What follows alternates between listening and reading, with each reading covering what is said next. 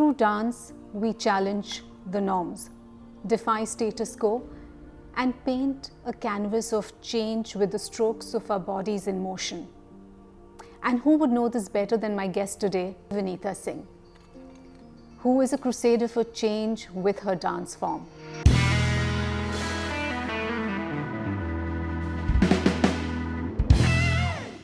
I love theatre. A few months ago, I had the opportunity to watch a theatre production, Still Dancing, a true story of a Parkinson's hero. A beautifully conceptualized play based on a true story of Vonita Singh. The objective? To create awareness about Parkinson's disease, its challenges faced by patients and their families. A Dubai-based Indian classical dancer started a social enterprise called Movement Mantra 10 years ago to bring about an improvement in the quality of life with those with mobility challenges. From the other side, we are in conversation with the very endearing Vonita Singh. Welcome, Vonita. Thank you, Farzana. Thank this you is for beautiful coming. to be here. Vonita, I want to go back to those early childhood days and just get a bit of a fair understanding of what your social, cultural, perhaps religious influences were and how that has gone on to define the person that you are today.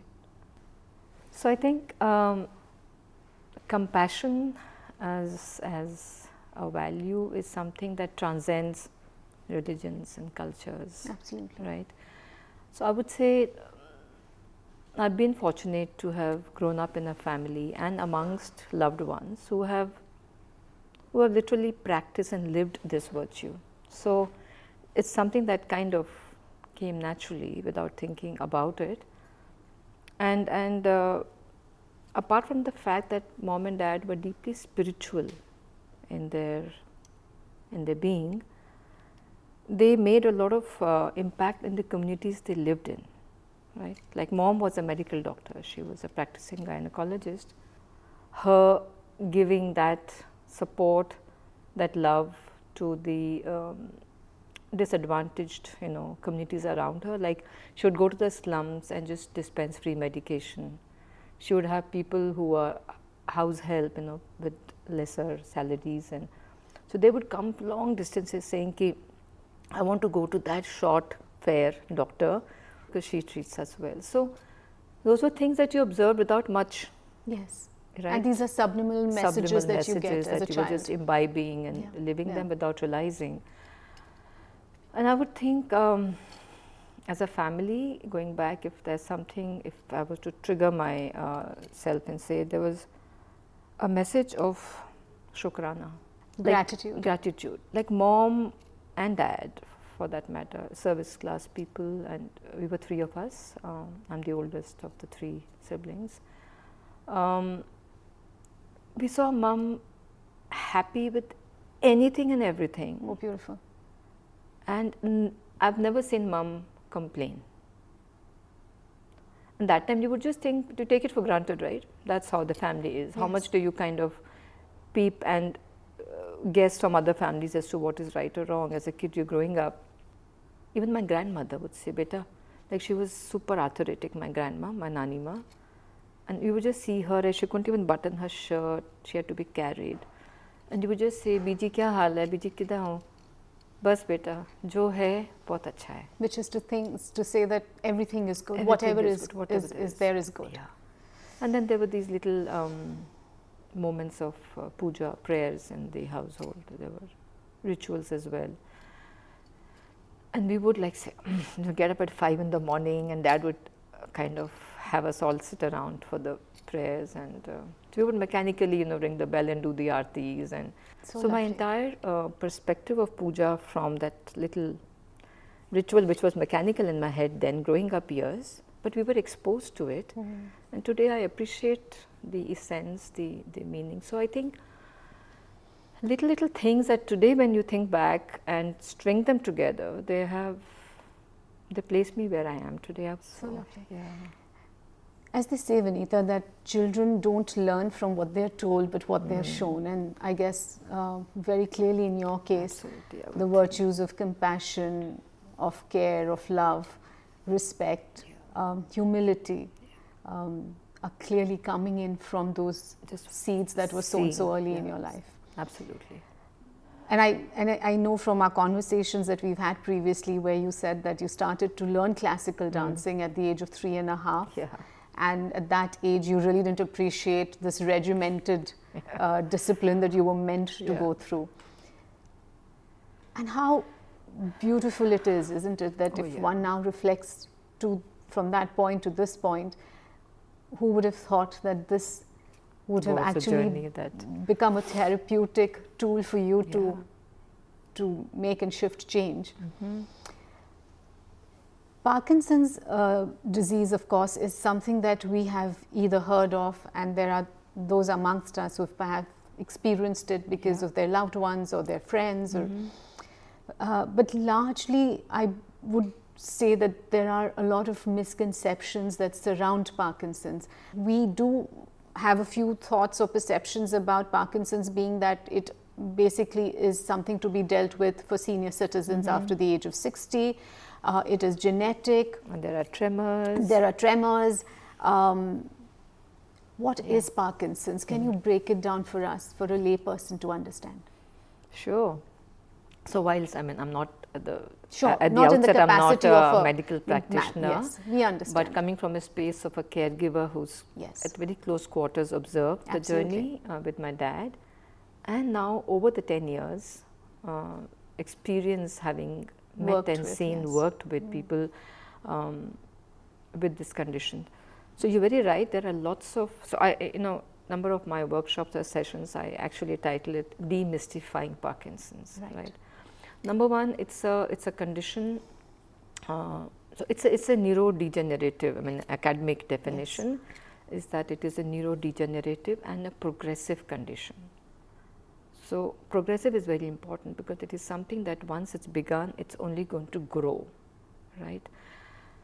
So whilst the medical definition will say it's a second most common after Alzheimer's, neurodegenerative condition, progressive, and no cure in the sense we still.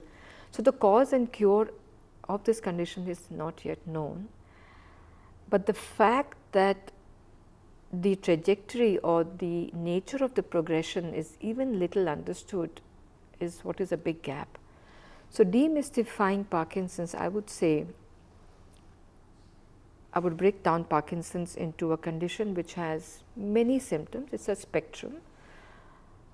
There are motor symptoms which are physical, like you will have balance issues, walk issues, sluggishness in your movement, what we call bradykinesia. And there are non-motor symptoms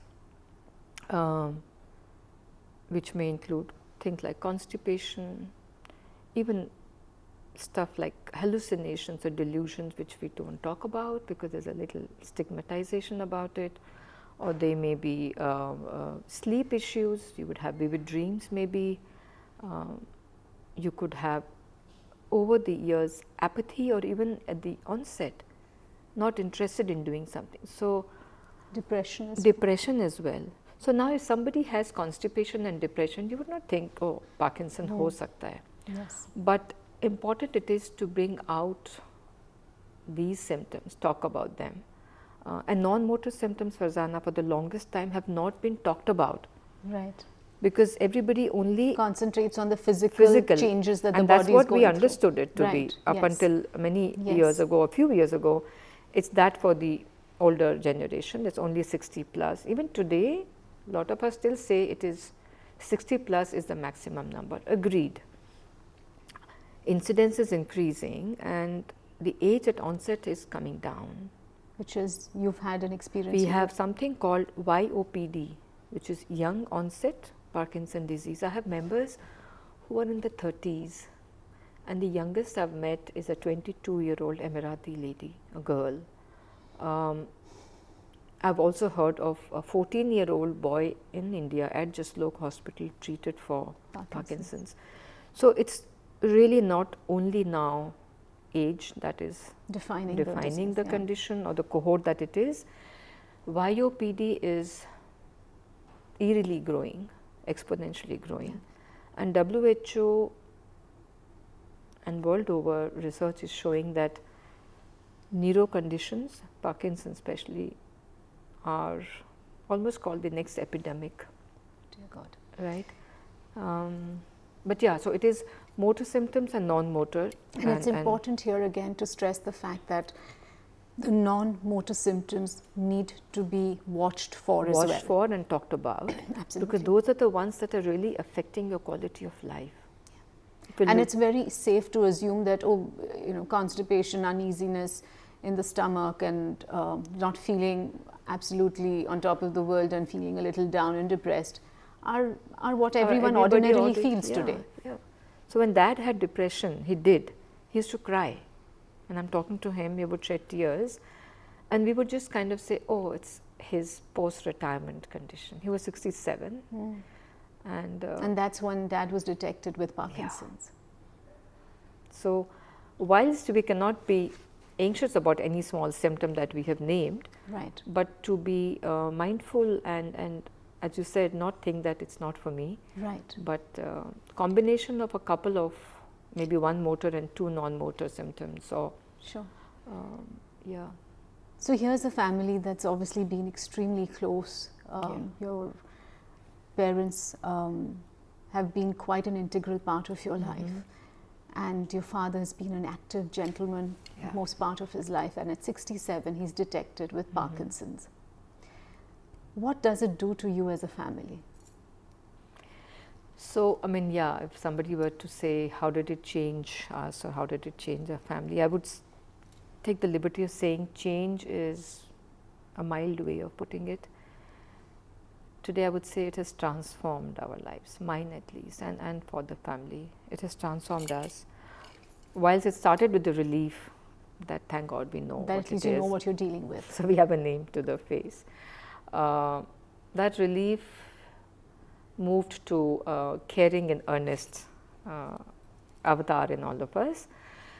And we started to give him the best care in our understanding or the misunderstanding of the condition, because we didn't know any better about the progression of the condition. So our interventions and care, as we thought were the best that we were giving, were not really what were to be. And then that caring in earnest moved to helplessness, frustration, anxiety, because things were not helping him the way we thought they would. And this all came from our lack of understanding. We were not warned, we were not equipped with the progression of the condition so that the right intervention could have been imparted, right? Not complaining, but all I'm saying is that was a gap. Sure, in information. In information and understanding. And it started to take its toll on all the members, of course, right? Of course. Because Mom, the pillar that she always was, we took her for granted. Mom, Dad's taken a fall. Mom, have you taken him for the speech therapy? Mom, what happened to his Reiki session? Because Parkinson's needs a holistic approach, interdisciplinary a 360 approach. kind of Social, psychological, physical, emotional, medical.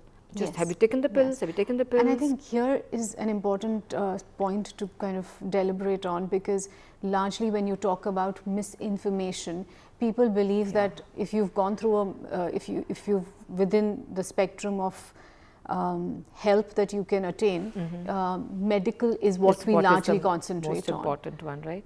When in effect, now that you know, as a caregiver, that and you've spent the time that you have in taking care of the others with Parkinson's, that's only one element of the entire and I can confidently say that at least for Parkinson's, yes, any condition would want that support. Peripheral support. You've got to have that whole network. True, so when it took its toll, and Mum, this is again a message for all the caregivers. Mum, she was in denial, and why complain to others? She was ignoring, she wasn't oblivious of the signs that the body was saying to her. There were signs, there were symptoms, but she, I think, kept them hidden from us and probably from herself. And up until the fact that her malignancy, ovarian cancer, was stage 3 last. So from the time that it got detected, we only had under 1 year, but we lost her, and exactly a year before we lost Dad. So the caregiver burnout is a concept which in the West we talk about it, we take care about it. So having gone through that journey, not just learning about how to deal with Parkinson's, which I've over time, taught myself through workshops and reading and learning, it's who's taking care of the caregivers. Yes. So that's totally, it's a different chapter, but we can come to that later. Transformation in our lives, it made us feel very helpless at a point. There was a void after having lost Dad. But I'm grateful to the universe that adversity to opportunity was something that I could cash upon because of the learnings that there were. Right. So it was something that needed to be brought out and shared. And it is so commendable for you to be sitting here and saying that adversity to opportunity is the prism with which you chose to see. I can say that today. Yes. Because often something like this can be so disillusional that it can just completely pull you down. Yeah, it started to do that because I would just sit and just having my cup of tea, because after we lost Mom, we moved to Dubai from India, and Dad was in his later stages.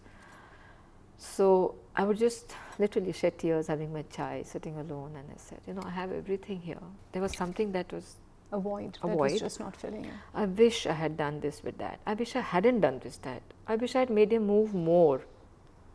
But I said, you know what? I mean, it was just not helping. And again, I said, I'm in gratitude that ikigai is the term I love to use. I've found my ikigai. Vonita, I have always felt that culturally, from where we come,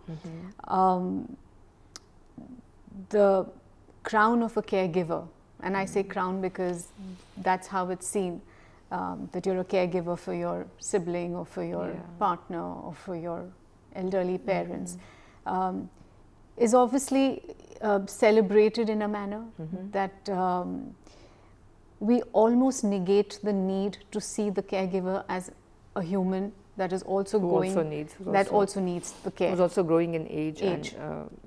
And often with partners and aging partners, we forget that if one is diagnosed with a disease, it's quite likely that the other one is impacted equally. And in your mom's case, perhaps the stress that she was undergoing has also been a cause for her cancer to progress so rapidly.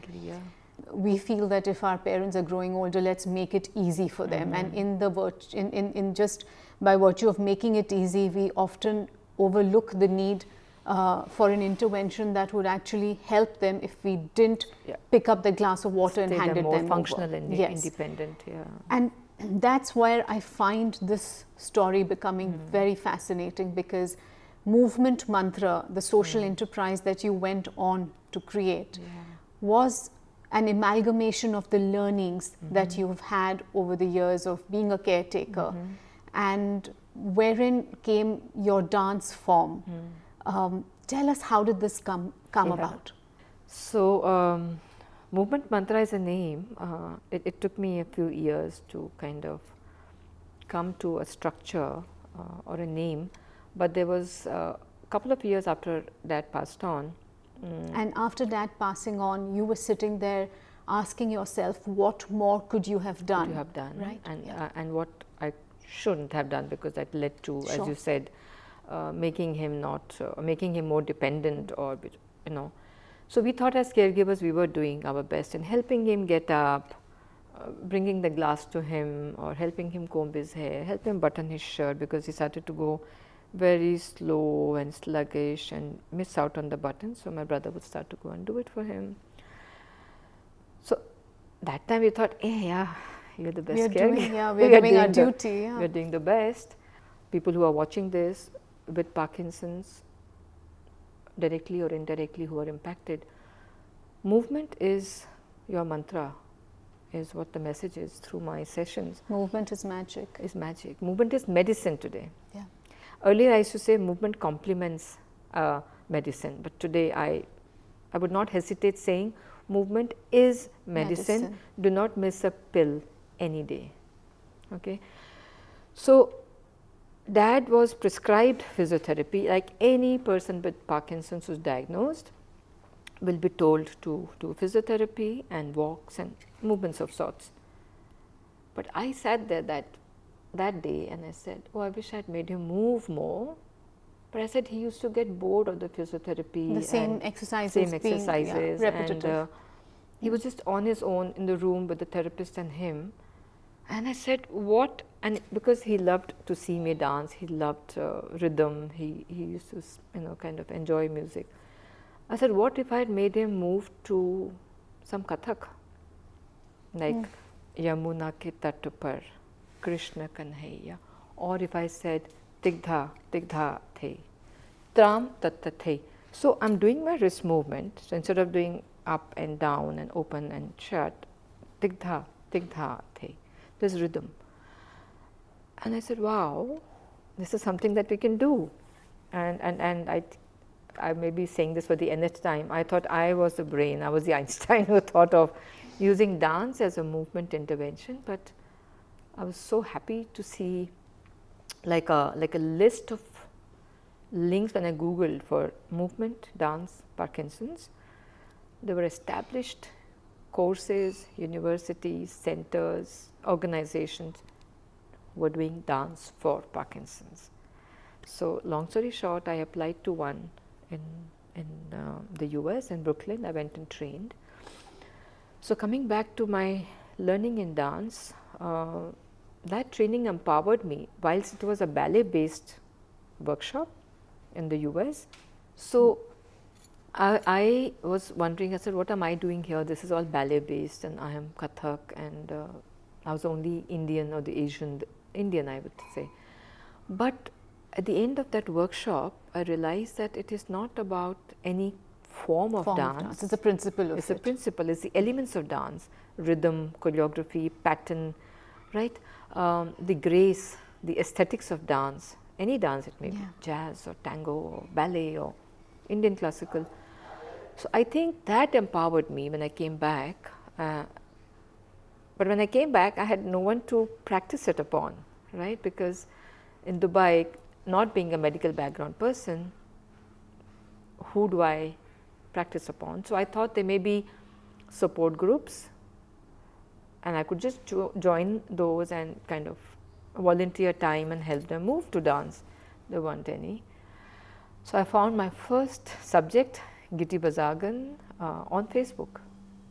She had created a group because she had Parkinson's, and she was trying to collect people to form a group because they didn't exist one. Like a support group. There didn't exist one. So the two of us met over a cup of tea in Jumeirah. She drove her Pajero there. I said, Giti, will you be my guinea pig? I want to do this. And she was like, she was fun-loving, and we started, and I started to use my Kathak movements for her, and she was really enjoying. She was Miran. And a lot of breath work. I brought in a lot of yoga elements as well.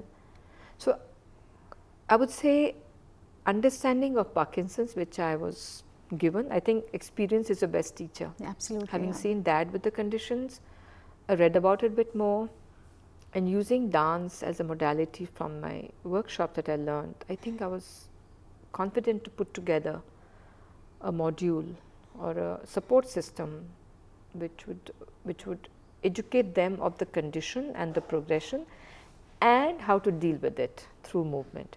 Right. And then I didn't want to call it dance for Parkinson's, or I said it has to be more like dance may stop you from coming. You may say, oh, I can't dance. Right. Yeah. That's not for me. Yeah. But movement is for everyone. Movement is for everyone. And I find this so potent, Vonita, because my own interest in health and fitness, and today I do believe that information is so democratized that everyone has the access to understanding what makes for a healthy lifestyle. Movement, exercise, physical training is something that has become widely an integral part of our everyday life.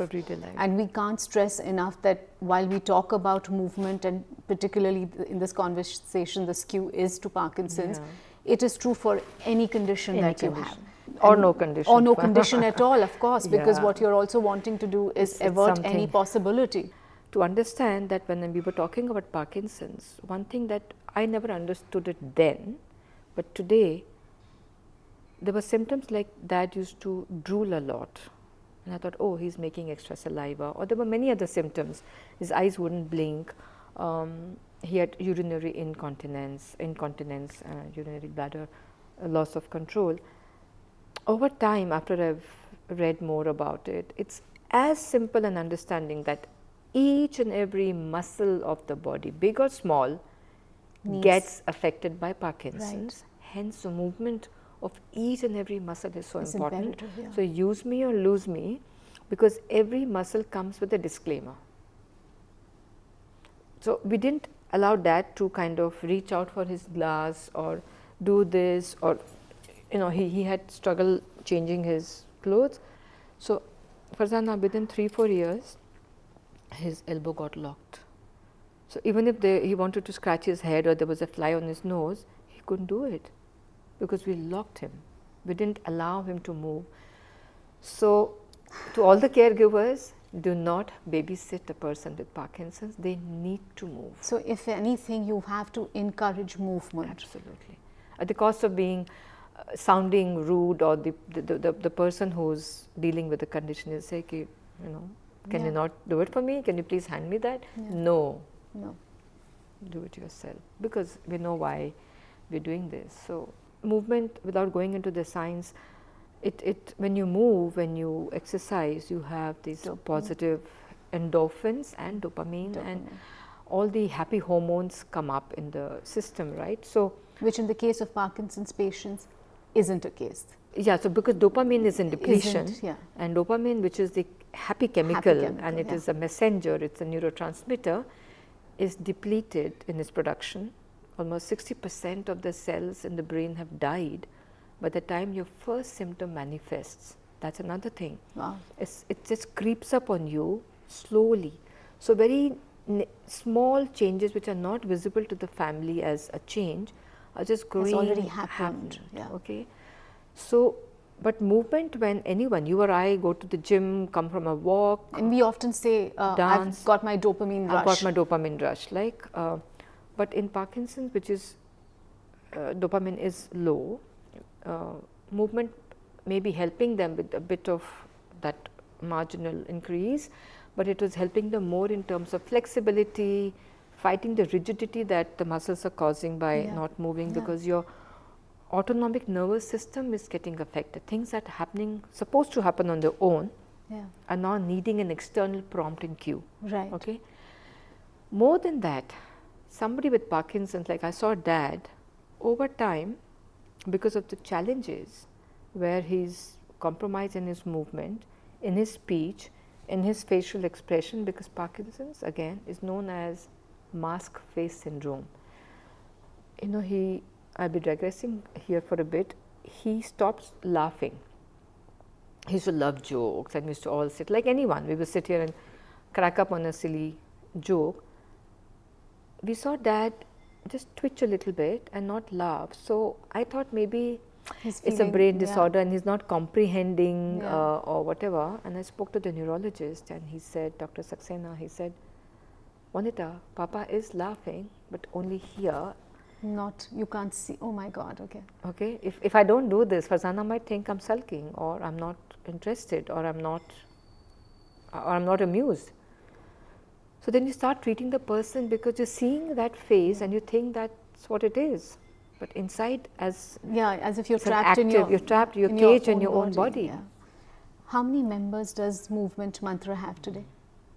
It's a difficult question, because it started with 1. Yes. To 2 to 4 to literally just grew like that. So, we started to meet informally. For me, it was just coming from a space where I wanted to reach out to just help you understand, don't do this or do more of that. Little did I realize that it was impacting them, not just at the physical level, but at social, emotional and psychological level. The numbers listed in my diary are beyond 100. I should just keep meeting them and keep writing. Then I've traveled and I've conducted sessions in Kuwait. I've met people online. So today my online sessions have people pan-India and those from Dubai who were my... And the advantage here is that even if physically you can't be a part of a group, there are Zoom classes that can be joined in, right? Yeah, and how does one find you, Vonita? How does one get in touch with you? The movement mantra name is on Facebook. There is a group. There's a Facebook group called Movement Mantra. And Instagram and Twitter and LinkedIn. And I have been found on LinkedIn, which are like, what? Really? I just don't do anything. My husband has created that LinkedIn profile. My daughters and friends have helped me create the other social media groups. But I must admit the power of social media today. Yes, absolutely. Because I have been reached by people. Right. So now I am convinced and I'm motivated to reach out to many more who need the support. I must, and thanks to you for creating yet another platform. It's absolutely my pleasure. Yeah, because Movement Mantra is how one can look up and find you. Absolutely. Right. Vonita, in your opinion, so far that you've worked with such a range of patients with Parkinson's, how do you believe dance as a therapeutic tool has helped their condition or progressed that they've had through dance vis-a-vis the other medical interventions? Yeah, so as we said, it's not in isolation that dance is helping them, or it's not just alone the medication. Because medicine, as Dr. Mehta, a neurologist, says, it's like the fuel or the petrol in the car. Right. So whilst you need that petrol, then you need to also, ignite the engine and run. You can just push the car to that distance without the petrol, but it will not happen. So movement may assist them, but you need to really have the right dosage of medicine, which is so important for people with Parkinson's.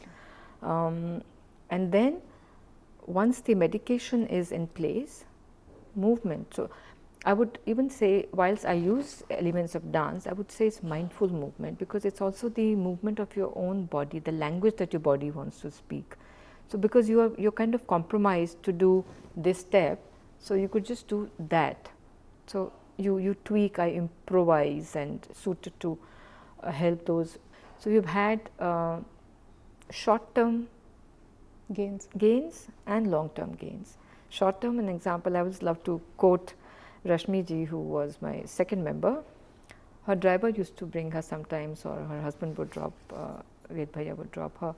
And one day I was walking her out because she was a little challenged, and after the class I walked her out to the driver, and in the end she just wanted to get into the car herself. So the driver was a bit... Lovely.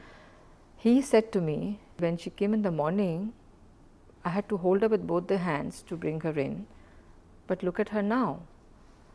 And this was one, and then there were many other examples that, and then another American member, Anita, she said, no matter how I come into the class, I walk out feeling taller and stronger. Oh, lovely.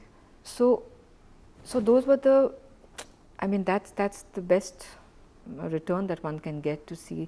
So these were the short-term changes, because you come in a certain way where your body is just cramped in, and then physically and emotionally, I would feel, and you walk out because you've interacted with 20 people and you've had a cup of tea with them, you've sung songs.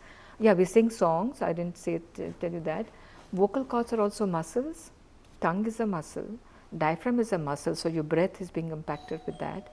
So we used to sing songs, we used to move to music, do a lot of breath work. So you are naturally going out, anybody would, not because you have Parkinson's, but they were really being benefited. So for long-term benefits, we really need a very sustained, regimented practice schedule for them on a daily basis. There are members who have improved their walks. They're walking with a stick, or they had challenges coming up from a chair, are now able to get up on their own. Oh, beautiful. And the relationship between the family members, because that anxiety, that frustration is kind of taken care of. So movement, therefore, is not just physical but has so many benefits on an emotional, mental, psychological social, level. every So, level. movement mantra. Movement mantra. Movement is everyone's mantra. Vonita, if I was to ask you your 3 non-negotiables, perhaps more if you have or less if you have, whatever it is that you Yeah. practice every day, what would it be? I do believe a lot in having me time. Okay, that's lovely. And me time simply because, see, we all, anyone, we have thousands of things that keep us occupied and engaged. But my go-to place is my mat on the floor, Which is yoga? which is yoga, So your me time is yoga time. on the mat. And then sometimes, we say, okay, get some cardio in the body, and then you sit down to do some stretches. And so I do a bit of my footwork, Kathaki, that's cardio enough, and then just some basic movements. And I really feel good being in that space. Come to the mat and do some stretches and a lot of breath work. I'm so passionate and convinced about Breath. doing the right or doing techniques which improve your breathing for anyone. And from there, sitting there after this, the bit of me time is just being there. And it may not happen every day, but I feel from that point of waiting or doing nothing, the genesis of creativity comes. That's the space. So I take that moment to create maybe some module for the next class or a chat with my next member. So me time per se is non-negotiable. Okay. And I would again say from me time stems self-care. And we all talk a lot about it today in today's world. On physical basis, I am a juvenile arthritis case from the age of 17. Painful joints. I couldn't even get up at times. Couldn't turn in bed. Couldn't hold my baby, my first one. So it was. I was told by one of my aunts to do massage every day to my feet and hands. It's been 20 years. Not a night before my bedtime that I haven't put cream and massaged and just been with my breath over my joints. Nice. So that's a non-negotiable. Non-negotiable for you. Good. How lovely. So movement, of course, and self-care. And self-care. Lovely. If there was one single thing that, Vonita, you could tell every single person in the world, what would it be? Whilst we are talking of Parkinson's, I'll take coming from that background, but it's a message which is for everyone. Michael J. Fox, who's one of the Parkinson's heroes, patients, and thanks to him today that even you and I are talking about it. Absolutely, yes. Were it not for him, we would still be very little vocal about just it. Just very vague information that's out there. And not even talking about it. Absolutely. I think he has demystified it and brought it out to the world for us. Each of us may have an individual Parkinson's journey, but there's one thing in common, and that's hope. So I would say, even if we were to replace Parkinson's, or just say we each have our own respective journeys, there's one thing in common for us.